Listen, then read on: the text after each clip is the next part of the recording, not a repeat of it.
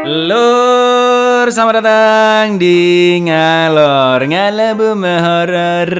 Ya apa kabar lur, sehat-sehat kabeh yo. Puasa gimana, aman, bukber gimana, hanya angan-angan. Balik-balik mbak aku Icang sepatu mangap seperti biasa, sesuai salah satu requestan dari kalian. Kali ini kita akan mengalor film drama kriminal berjudul The Night Clerk tahun 2020. Bercerita tentang seorang pria autis pengidap sindrom Asperger yang bekerja sebagai resepsionis hotel. Tapi ternyata dia memasang CCTV secara diam-diam di kamar-kamar pengunjung untuk tujuan tertentu. Sampai akhirnya dia melihat pembunuhan di salah satu kamar tersebut. Apa yang akan terjadi selanjutnya? Langsung kita gaskan pantun aja. Cak Udin bukone mangan kemangi. Monggo sekecaaken engi. Wrong room. What? Room 124.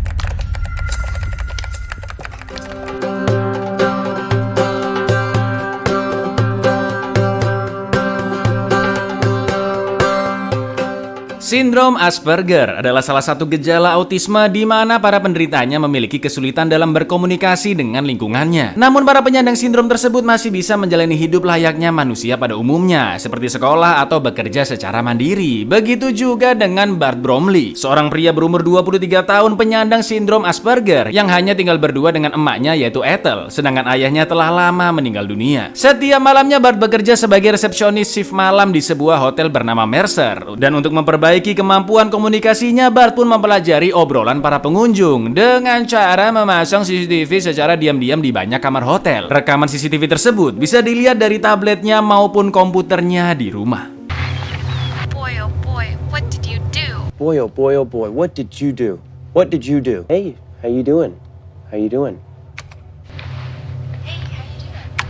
Bart sudah bekerja di Hotel Mercer selama 3 tahun lamanya. Seperti biasa dia datang kantor untuk memulai shift malamnya. Dan malam pun dia lewati dengan membaca majalah juga terus memperhatikan CCTV. Sampai akhirnya datang seorang pengunjung bernama Karen yang sebelumnya sudah booking kamar. Sebagai penyandang sindrom Asperger, sikap Bart yang menjelaskan terlalu detail sedetail website dan merubah nomor kamar tanpa alasan yang jelas agak membuat Karen curiga. Read less. Opening a safe, telephone provided as standard in the wrong room. What? Room 124.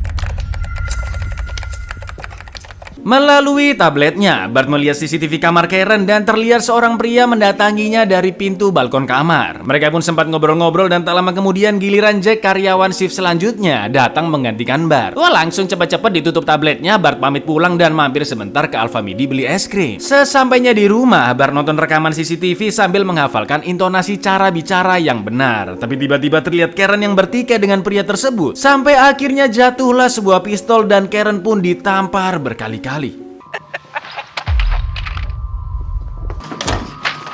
Loh, jelas Bart gelagapan dan gak mungkin telepon pihak hotel minta bantuan ya kan? Sambil terus menenangkan dirinya, Bart langsung OTW ke hotel, masuk lewat pintu samping dan akan masuk ke kamar Karen. Sedangkan Jack yang baru keluar ngerokok melihat mobil Bart yang masih terparkir dan berpikiran, oh ini Bart masih belum pulang kayaknya. Sampai akhirnya Jack mendengar suara tembakan dan langsung mendatangi kamarnya Karen. Betapa terkejutnya Jack melihat Karen yang sudah meninggal. Sedangkan Bart masih sangat panik tapi tidak bisa menunjukkan ekspresi dan intonasi yang seharusnya.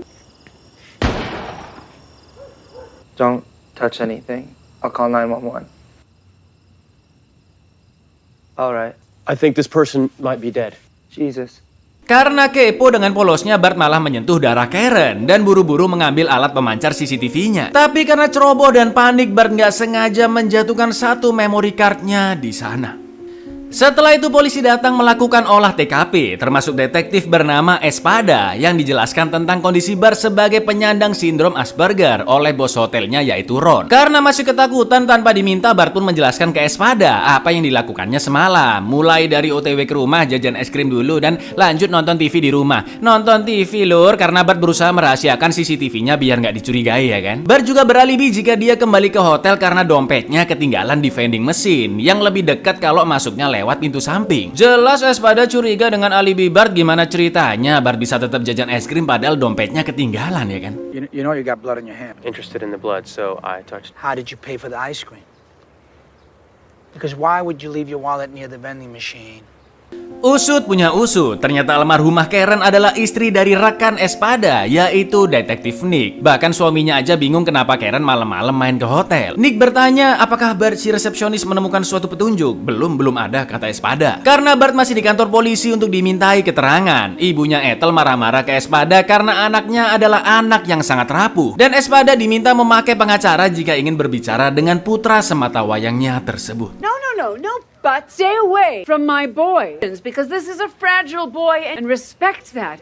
Lewat rekaman CCTV, Bart memeriksa kejadian di kamar Karen dan melihat tato burung di lengan si pembunuh. Lalu keesokan harinya, untungnya Ron yang tahu Bart adalah anak baik-baik tidak memecatnya dan memindahkan Bart ke Hotel Hamilton dengan jam kerja yang sama seperti biasanya. Karena belum memasang CCTV, Bart pun memasang kamera di dasinya untuk mempelajari cara bicaranya dengan pengunjung. Sampai akhirnya di suatu malam, datanglah seorang mbak-mbak cantik seumuran Bart bernama Andrea yang akan menginap di sana selama semingguan. Andrea tahu Bart adalah orang baru di sana karena dia sering menginap di hotel tersebut. Setelah itu Bart mengecek rekamannya saat ngobrol dengan Andrea untuk mengevaluasi cara bicaranya. Bart pun mulai memahami jika dia bicara terlalu banyak dan bagaimana cara menjawab yang baik. Paras Andrea yang begitu cantik membuat Bart terus terbayang wajah dan namanya. Good. Just checking in. Yes. If there's anything I can help you out with, please let me know. See? So you're new here, right? Yes, I am. Andrea.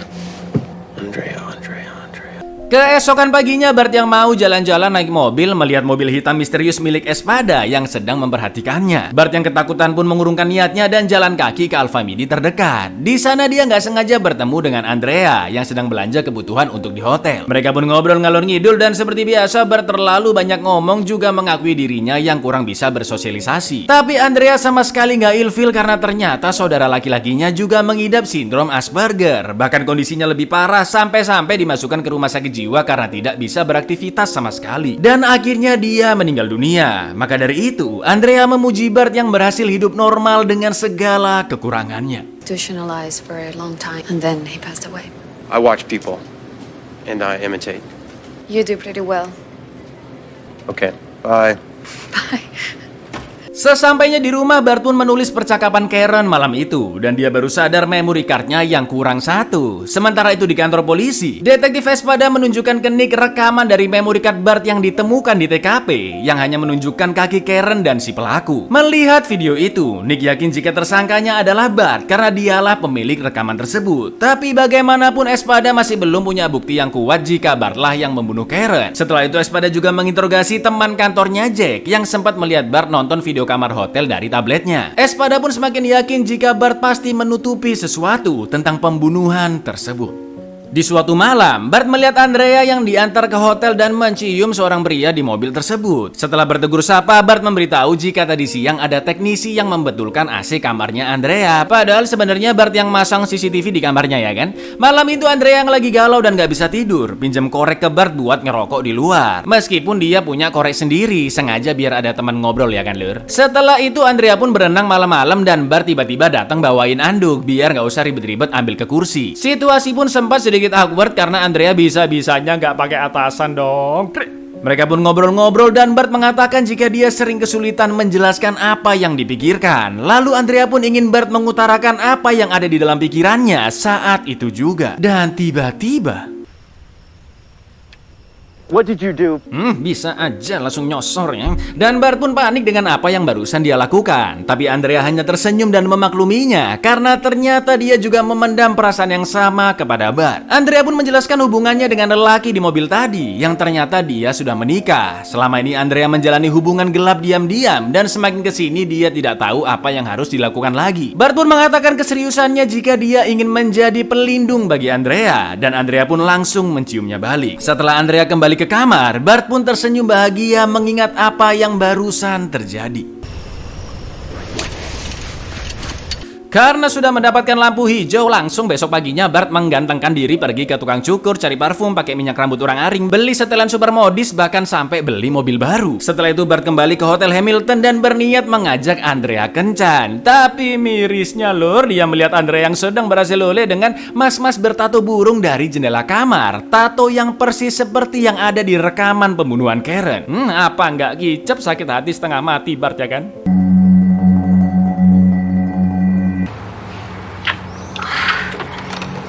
Sesampainya di rumah, Bart pun sangat terkejut karena polisi dan Espada sudah datang melihat layar-layar komputernya. Alhamdulillahnya, Bart telah menghapus semua rekaman CCTV dari harddisk komputernya. Espada pun mencoba untuk mengintimidasi karena sidik jari Bart banyak ditemukan di kamar Karen dan pasti ada sesuatu yang disembunyikan. Bisa aja kamu selole dengan Karen kan, terus kamu lepas kendali sampai membunuhnya kan, kata Espada. Bart yang dituduh seperti itu semakin emosi dan berusaha menjelaskan dengan caranya sendiri. Yang intinya kalau memang dia yang membunuh Karen, apa motifnya dan bagaimana caranya mendapatkan pistol tersebut. Shoot that person. Bang, bang. Bart. Did I buy it? Maybe I purchased it online. But where did I get the gun? That's what I would like to know. Espada pun akhirnya pergi karena tidak menemukan bukti apapun. Setelah situasi sudah aman, ternyata Bart masih menyimpan rekaman CCTV di harddisk eksternalnya. Dia kembali menyambungkan komputernya dengan CCTV di kamar hotel Andrea dan melihat Andrea yang masih mesra-mesraan dengan lelaki tato burung tersebut. Sumpah miris banget sih, udah cintanya bertepuk sebelah tangan, ditambah kasus pembunuhan Karen yang sangat menekan mentalnya. Bart yang sangat galau membuat dirinya sulit beraktivitas, bahkan sampai nggak mau kerja. Ethel pun memberikan nasihat bahwa manusia harus menjalankan kewajibannya dan melanjutkan hidup meskipun mengalami situasi yang sangat buruk sekalipun, sama seperti Ethel ketika suaminya meninggal yang membuatnya sangat terpukul dan merasa dunia telah berakhir. Tapi dia harus tetap bangkit dan menjalani hari-harinya. Quotes yang sangat mantap, Bu Ethel. When your father passed, that was very hard. It doesn't really end. It just seems that way. But you still have to get out of bed and make the coffee. Di lain tempat, diperlihatkan Andrea yang sedang berduaan di mobil bersama si pria bertato burung yang ternyata adalah detektif Nick, suami dari Karen, kan? Ya kan? Udah kebaca lur, Nick membunuh istrinya sendiri demi Andrea, ya kan? Sebuah kufur nikmat. Keesokan paginya, karena Bart nggak datang-datang kerja ke hotel, Andrea pun silaturahmi ke rumahnya. Dia sempat bertemu dengan Ethel dan langsung menjenguk Bart lewat pintu samping. Gak pakai basa-basi, Bart pun mengatakan jika dia sangat patah hati karena tahu hubungan Andrea dengan orang lain. Mendengar itu, Andrea pun hanya bisa minta maaf kepada Bart dan berjanji tidak akan mengganggu hidupnya lagi karena Bart adalah lelaki yang baik dan istimewa. Ternyata saat itu Espada masih memantau rumah Bart dan melihat Andrea yang baru pergi dari sana. Espada yang merasa curiga pun langsung mencari tahu informasi siapa itu Andrea melalui Facebooknya. Di lain sisi, Bart yang masih memantau CCTV hotel melihat Andrea yang sedang bertengkar, bahkan Nick sampai menamparnya. Bart yang sangat geram melihat itu langsung gercep OTW ke hotel dan masuk ke kamar Andrea. Nick pun sempat mencekik Bart, tapi karena panik dia segera kabur dari sana. No! Man, don't be upset. Don't Let go of me. I'm okay. Andrea yang berdarah karena ditampar Nick bertanya-tanya kenapa Bart bisa tiba-tiba datang. Bart pun akhirnya menunjukkan alat CCTV yang disembunyikan di kamar dan memberitahu jika selama ini dia selalu memantau Andrea. Setelah itu Bart pun mengajak Andrea ke rumahnya untuk melihat rekaman pembunuhan Karen. We can pretend like I'm just some... I can't watch this. Bart mengatakan jika dia memasang CCTV untuk mempelajari sikap dan cara bicara pengunjung. Sampai akhirnya Bart melihat video rekaman tersebut dan sekarang dia akan menyelamatkan Andrea dari si polisi sugar daddy. Andrea pun sangat terkejut mengetahui Nick yang membunuh istrinya sendiri dan dia bertanya ke Bart, apakah kamu sudah menunjukkannya ke polisi atau ke orang lain? Enggak, cuma kamu yang tahu, kata Bart. Bart berniat menyerahkan video tersebut ke polisi asalkan Andrea menemaninya. Tapi Andrea yang masih kebingungan dengan semua itu berusaha menenangkan dirinya di kamar Bart dan meminta Bart menemaninya tidur malam itu. Very bad man. He could hurt you. He did hurt you. He already hurt you. Has anybody seen this? No, just you. Did you show this to the police? I would do that. I would do anything for you. You don't even know me. Fix my heart. I can't.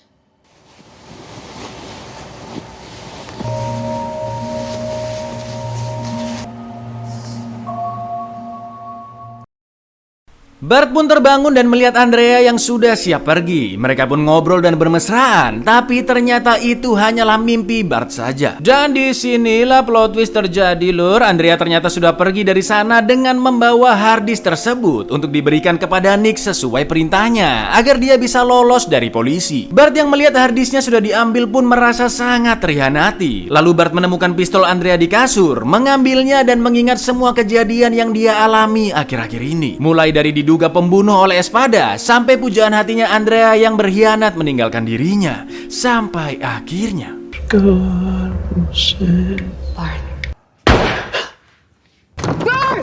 Andrea sengaja meninggalkan pistol tersebut agar memancing Bart yang sudah penuh tekanan untuk bunuh diri. Dan tidak ada lagi saksi bahwa Nick lah yang membunuh istrinya sendiri. Jadi bisa kita simpulkan di sini lur, dari awal Andrea nginep di Hotel Hamilton memang sudah diskenario deketin Bart pelan-pelan untuk mengambil hatinya. Termasuk Andrea yang sengaja ditampar Nick supaya Bart terpancing memberitahu di mana rekaman pembunuhan tersebut disimpan. Dan itu semua dilakukan atas perintahnya Nick. Tak lama kemudian Espada dan polisi pun datang setelah menemukan handuk bekas darah di kamar Andrea. Terlihat ibunya yang sangat takut karena mungkin anaknya sudah bunuh diri. Lalu ketika mereka masuk ke kamar Bart, ternyata Bart tidak bunuh diri melainkan menembak layar komputernya. Dan Bart sudah pergi dari sana, di mana komputer memutar rekaman pembunuhan Karen. Dan di meja ada surat, pistol beserta memory card CCTV untuk Espada. Di surat itu Bart meminta maaf karena baru memberikan bukti video tersebut karena dia takut menjadi tersangka pembunuhan. Usut punya usut, meskipun harddisk eksternal telah diambil Andrea, tapi rekaman tidak ada di sana ataupun di harddisk komputer, melainkan tersimpan aman di dalam memory card.